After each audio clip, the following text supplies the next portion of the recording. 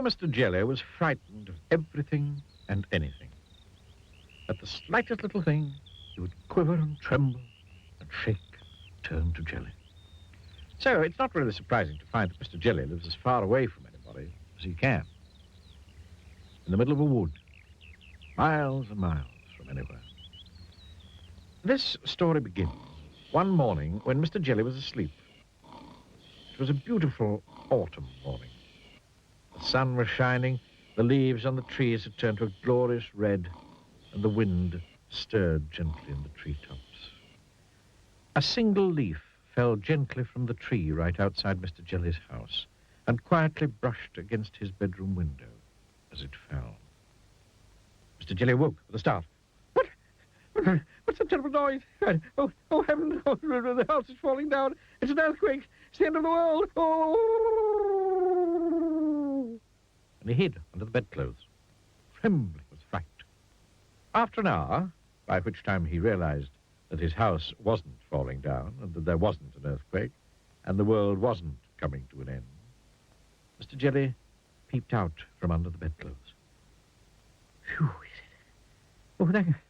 Oh, thank goodness for that. And he got up and went downstairs to make his breakfast. After breakfast, Mr. Jelly thought he'd go for a walk.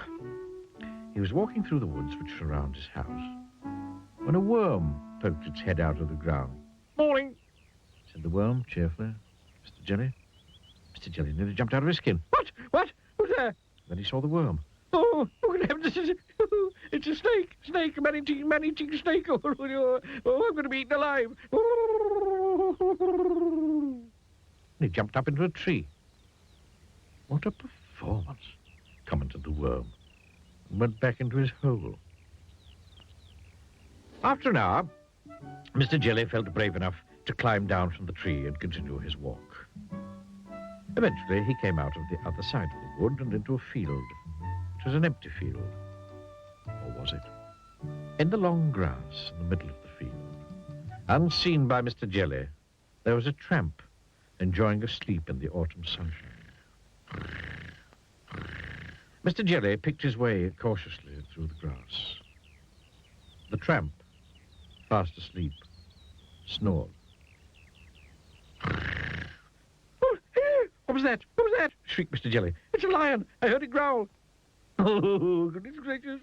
Oh, dear me, a huge lion with enormous teeth. A huge lion with enormous sharp teeth that's going to bite me in two.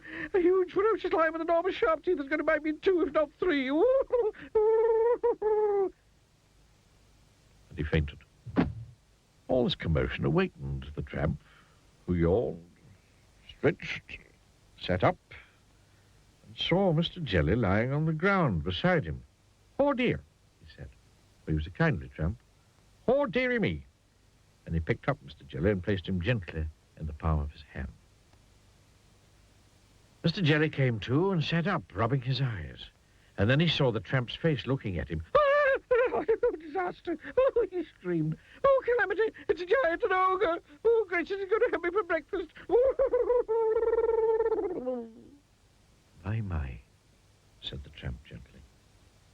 You're a nervous little chap now, aren't you? What's your name? It's Mr. Jelly. Mr. Jelly. Stammered Mr. Jelly. Now, I used to be nervous like you, said the tramp, but I learned how not to be. Would you like me to tell you the secret? Mr. Jelly quivered and shook and said, yes,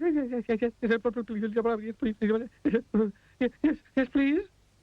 It's very simple, continued the tramp. All you have to do is to count up to 10, and you'll find that whatever's frightening you isn't quite so frightening after all. Then he set Mr. Jelly gently down on the grass. Now remember, he said to Mr. Jelly, count to 10. And off he went. Mr. Jelly thought that it would be a very good idea if he went home. Back across the field he went. Back through the woods he went. He was walking through the woods when he stepped on a little twig. Snap! Went the twig. Mr. Jelly jumped twice his own height in terror. What's that? He shrieked. That terrible snapping noise. It's a tree falling down. It's going to crushed me to pieces. Oh, it's a crocodile hiding in the bushes, snapping its teeth. Oh, disaster! More. Then he stopped, took a deep breath. 1, 2, 3, 4, 5, 6, 7, 8, 9, 10, he said. And he saw that what had gone snap was a twig, a silly old twig. Phew, he said. Mr. Gilly had almost reached his house when a leaf drifted gently down from a tree on top of him. Help! Police! Murder! He screamed. I'm being kidnapped! It's ruffians with guns! They're going to... And then he stopped. He took a deep breath. 1, 2, 3, 4, 5, 6, 7, 8, 9, 10. And then he saw that what had fallen on him was only a leaf. Nothing but a leaf. A stupid red leaf. It works, he said out loud in wonderment. And you know, it did. He never shrieks or shouts or screams or quivers or shakes or trembles anymore. In fact, he's become quite firm.